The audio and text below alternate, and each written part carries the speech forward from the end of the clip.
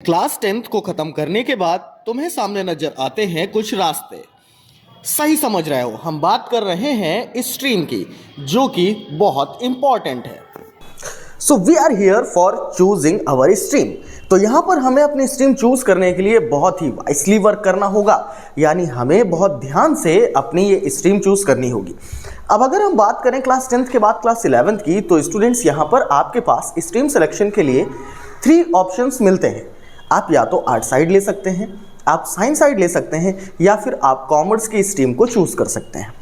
अब art side and commerce की stream के अलावा साइंस साइड में भी आपको 2 चॉइसेस मिलने वाली हैं।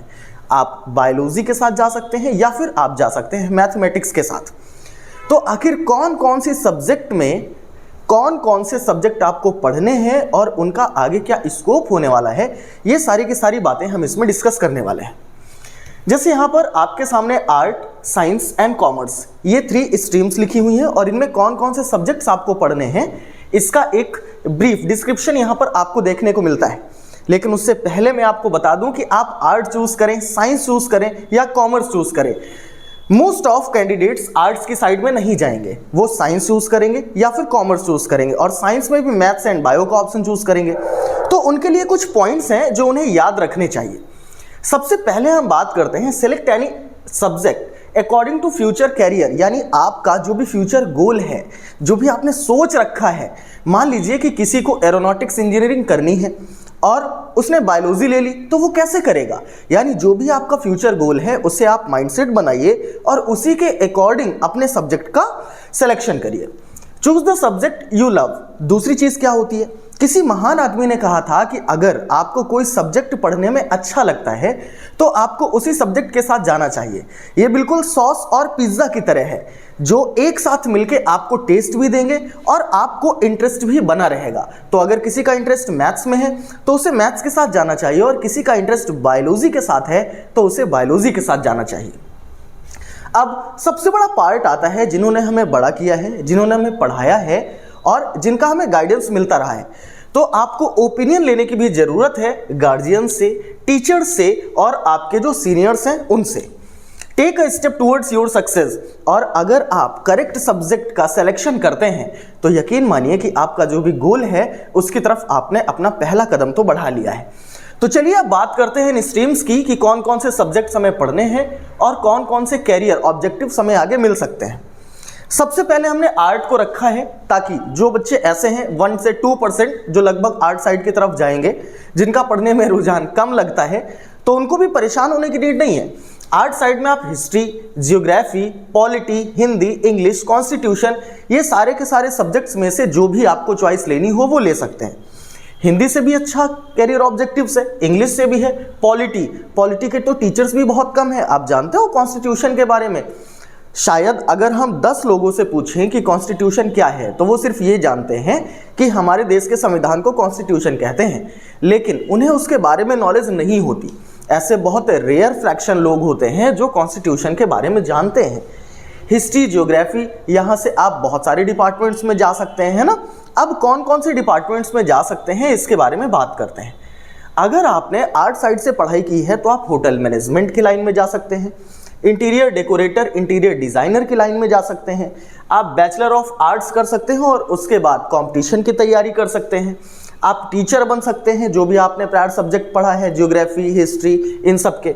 फोटोग्राफर, आपने देखा होगा 3 इडियट्स मूवी में, है ना, 3 इडियट्स मूवी में जो फरहान होता है वो वाइल्ड लाइफ फोटोग्राफर होता है। तो ऐसी कोई हॉबी। आप संदीप माहेश्वरी का नाम तो आप सभी ने सुना होगा। संदीप माहेश्वरी मोटिवेशनल स्पीकर ही नहीं है, उनकी खुद की एक कंपनी है जो कि पिक्स सेल करती है, यानी जो फोटोग्राफ्स होते हैं उन्हें सेल करने का काम करती है। सोचिए, फोटोग्राफ्स भी सेल होते हैं, मतलब फोटोग्राफर अगर आप अच्छे हैं तो आपको अच्छी सैलरी मिल सकती है।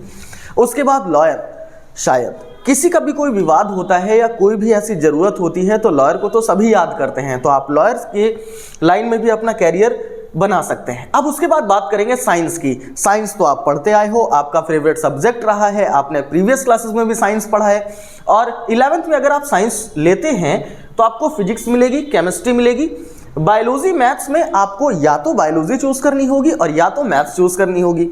इसके अलावा आप कोई भी ऑप्शनल सब्जेक्ट्स ले सकते हो, इसमें हिंदी हो सकती है, इंग्लिश हो सकती है या कोई भी अदर लैंग्वेज हो सकती है। आप अपने इंटरेस्ट के अकॉर्डिंग इसे ले सकते हैं। अब साइंस स्ट्रीम में कौन कौन से कैरियर ऑब्जेक्टिव्स हैं, कौन कौन से कैरियर ऑप्शंस हैं, इसकी तरफ हम नज़र डालते हैं। अगर हम सबसे पहले बात करते हैं मैथ्स की, तो मैथ्स का जो स्टूडेंट होता है उसके माइंडसेट में सबसे पहली चीज़ आती है इंफॉर्मेशन टेक्नोलॉजी यानी आईटी सेक्टर। और आईटी सेक्टर एक ऐसा सेक्टर है जिसमें बहुत अच्छी कैरियर ग्रोथ है, बहुत अच्छा सैलरी पैकेज है, क्योंकि कहीं ना कहीं हम सारे लोग या आप में से बहुत सारे लोग यही चाहते हैं कि वो अपनी लाइफ अच्छे कैरियर ग्रोथ के साथ सेटल करें। तो मैथ्स के साथ जाके आप इंजीनियरिंग लाइन में जा सकते हैं, इंजीनियर बन सकते हैं। आज की सबसे बड़ी टेक्नोलॉजी के बारे में अगर मैं बात करूं, आर्टिफिशियल इंटेलिजेंस के सेक्टर में भी आप जाके बहुत अच्छा पैकेज गेन कर सकते हो। उसके बाद हम बात करते हैं कोडर की। आप जानते हैं बहुत सारी लैंग्वेजेस हैं, जावा है, पाइथन है और इसके अलावा C++, बहुत सारी और भी लैंग्वेजेस हैं, आगे फ्यूचर में आएंगी। इनके बारे में भी आप जान सकते हैं, कोडिंग का नॉलेज ले सकते हैं और कोडर भी बन सकते हैं। आप डेटा एनालिस्ट की लाइन में जा सकते हैं, प्रोग्रामर बन सकते हैं, या फिर आप किसी गवर्नमेंट एग्जाम की तैयारी कर सकते हैं। बहुत सारे गवर्नमेंट एग्जाम होते हैं, जैसे कस्टम के एग्जाम होते हैं, SSC के एग्जाम होते हैं, उन सभी में भी मैथ्स आती है। और मैथ्स के साथ जाके आप इन सारे के सारे सेक्टर्स में अपना फ्यूचर ब्राइट कर सकते हैं। अब हम बात करेंगे बायोलॉजी स्ट्रीम की। अगर हम बात करें बायोलॉजी स्ट्रीम की स्टूडेंट्स, तो सबसे पहला और सबसे अच्छा जो सेक्टर है वो मेडिकल फील्ड है। आप नीट की प्रिपरेशन करिए और इसके बाद आप डॉक्टर बन जाइए। इस धरती पर भगवान का दूसरा नाम डॉक्टर है, डॉक्टर को दूसरे भगवान का दर्जा दिया गया है। तो सोचिए कितनी अच्छी लाइन होगी आपके लिए। आप रिसर्च फील्ड में जा सकते हैं और साइंटिस्ट बन सकते हैं, बायो इन्फॉर्मेटिक्स की लाइन में जा सकते हैं। कोई भी छोटा से छोटा बच्चा या बूढ़ा बीमार होता है तो वो दवा तो खाता ही है, और आजकल नॉर्मली हम जो दवाएं यूज़ करते हैं वो सारी के सारी फार्मा इंडस्ट्रीज से आती हैं। और फार्मा सेक्टर में जो फ्यूचर बनाने वाले लोग होते हैं उन सभी का जो एजुकेशनल बैकग्राउंड है वो बायोलॉजी ही होता है। फूड इंडस्ट्री, जितना भी food product related industrial work है वो सारा भी बायोलॉजी डिपार्टमेंट वाले बच्चे ही आगे संभालते हैं। तो ये सारे के सारे सेक्टर्स हैं, बायोलॉजी पढ़ के आप इन सेक्टर्स में अपना फ्यूचर ब्राइट कर सकते हैं। अब हम बात करेंगे कॉमर्स की। अगर हम कॉमर्स की बात करते हैं तो कॉमर्स में आपको जो बेसिक से सब्जेक्ट्स पढ़ने होते हैं वो पढ़ने होते हैं अकाउंट्स, इकोनॉमिक्स, बिजनेस स्टडीज और आप जो भी ऑप्शनल सब्जेक्ट्स लेना चाहें। अब ये ऑप्शनल आपके ऊपर डिपेंड करता है, आप इंडिपेंडेंट हैं कि आप कोई भी सब्जेक्ट ले सकते हैं। और कॉमर्स से भी कुछ बच्चों को ऐसा लगता है कि कॉमर्स फील्ड ले ली, अब कहीं ना कहीं हम कुछ नहीं कर पाएंगे या साइंस स्ट्रीम से थोड़ा सा डाउन फील करते हैं, तो उन्हें डिप्रिशिएट होने की ज़रूरत नहीं है। आप जहाँ भी हैं, जिस फील्ड में भी हैं, आप उस फील्ड में बहुत अच्छा कर सकते हैं। देखिए कॉमर्स में भी ऑप्शंस कम नहीं हैं।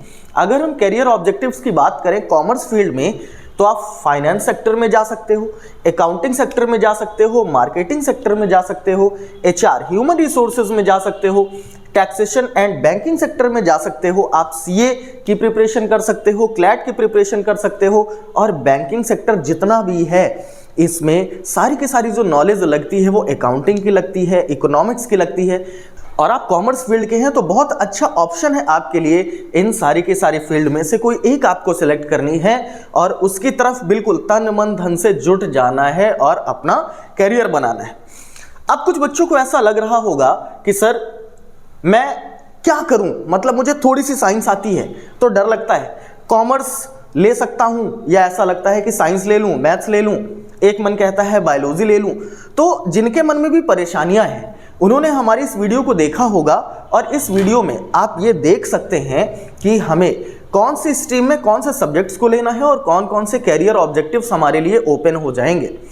लेकिन फिर भी मैं आपसे सिर्फ यही कहना चाहूँगा कि आपको कोई भी सब्जेक्ट लेना है तो सबसे पहले आप उस सब्जेक्ट को चूज करिए जिसे आप प्यार करते हैं, मतलब जो सब्जेक्ट पढ़ने में आपका मन लगता है, आपका इंटरेस्ट है। अगर आपका मैथ्स में इंटरेस्ट है तो आप मैथ्स लीजिए, अगर आपका बायो में इंटरेस्ट है तो आप बायो लीजिए, अगर आपको लगता है कि कॉमर्स स्ट्रीम में इंटरेस्ट है तो आप कॉमर्स लीजिए। और एक बार सब्जेक्ट लेने के बाद उसके बाद आप सोचिए नहीं, क्योंकि कोई भी लक्ष्य मनुष्य के साहस से बड़ा नहीं होता, हारा वही जो लड़ा नहीं।